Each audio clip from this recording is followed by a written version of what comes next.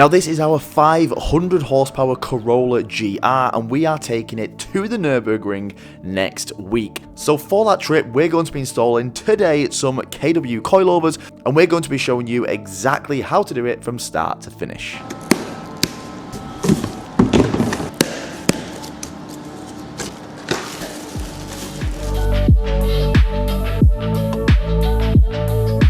So the first thing we're going to do is loosen off all the wheel nuts and we're going to get the Corolla up in the air.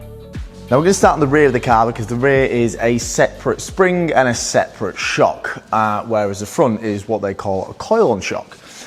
So the coil-on shock might be a little bit more difficult because it's going to require taking the hub off and taking the full strut off and putting it in the spring compressor and taking off the original top mounts. Whereas this one should be a lot easier because we've got the spring here held on by this arm, and then we've got the shock holding up the hub. Now I'm not quite sure how much tension this rear spring is under, so I'm going to get a transmission jack and just hold up tension on the arm. Now there is a nut and bolt holding this lower control arm into the hub, and once you've removed this you can easily drop the lower control arm and pull out the rear spring.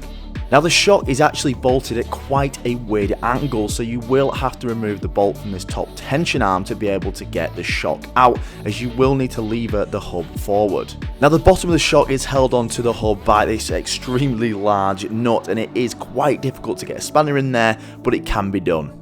And the last thing to do is remove these two bolts holding the top of the strut into the body of the car, and then you want to compress the shock with your hand, and you can pull the hub forward and slide the shock backwards and out.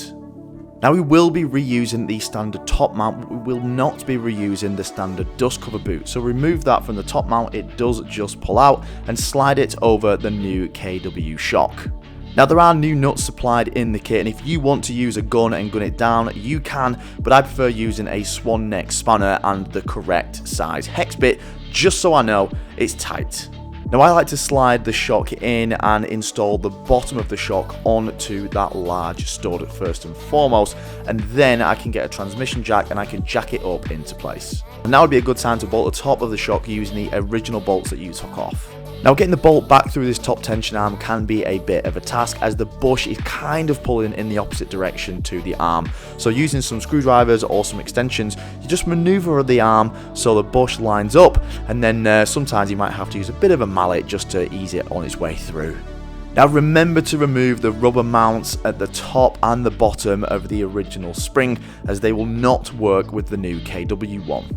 And the spring wants to go in at this orientation. You want the helper spring to be at the bottom and the adjuster to be at the top, which is actually quite counterintuitive and different to most vehicles. But if the adjuster was at the bottom, you would never be able to get to it.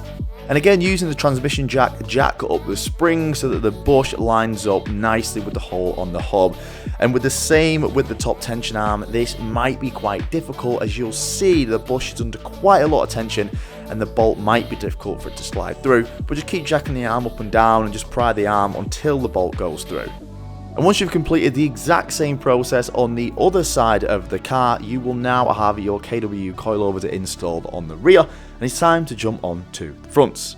So the rears are all done. We've got to make sure that it's the right height, but to do that we're going to have to put the wheels on and put it on the floor. I think I just set it on the lowest setting for now, but looking the way the wheel is sitting in the rear arch, I think it's going to be way too low, because we've got the helper spring as well, so that helper spring is going to compress before the actual mainspring starts to compress, and that's going to take probably another inch off, and it's really low as it's sitting on the ramp right now, so probably going to have to lift the rear, so we'll take that into account when setting the fronts up.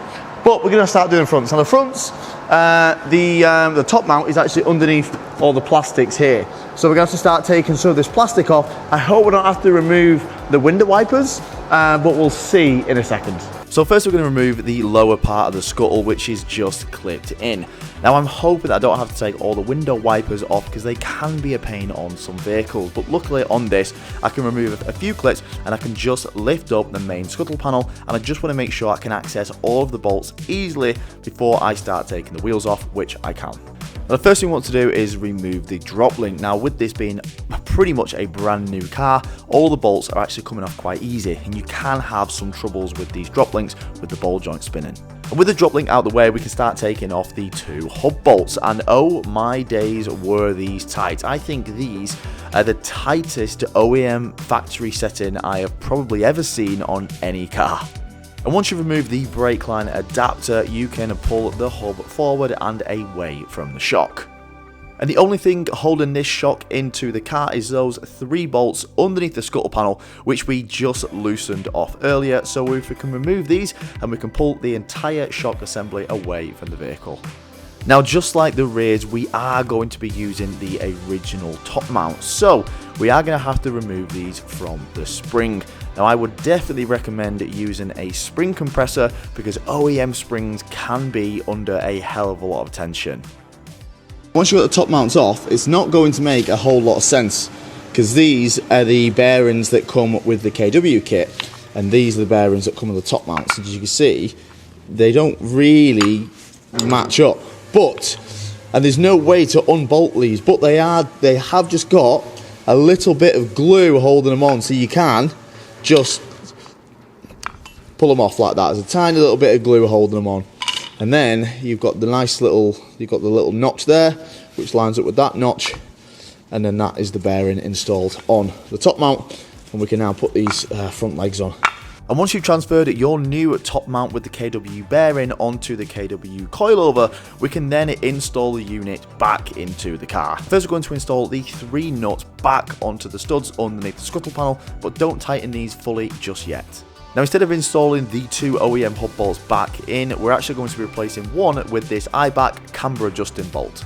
And other than that camber adjusting bolt, it is just a complete reversal of what you did to get the shock off the car. Which means installing the 2 hub bolts, installing the brake line adapter, installing the drop link, and making sure to tighten the 3 top mount studs at the top of the car. And now you have your beautiful KW coilovers installed on your Corolla GR. Now we're finalising it off with a 5mm spacer, as we're going to be running some different wheels and tyres on this Corolla, and we just want to make sure we can clear the brakes and clear the strut. And now for the most fun part of installing any suspension is dropping it on the floor and seeing how aggressive it looks. Now, it looked amazing on the front, but these springs will settle, and I think that might be just a little bit too low.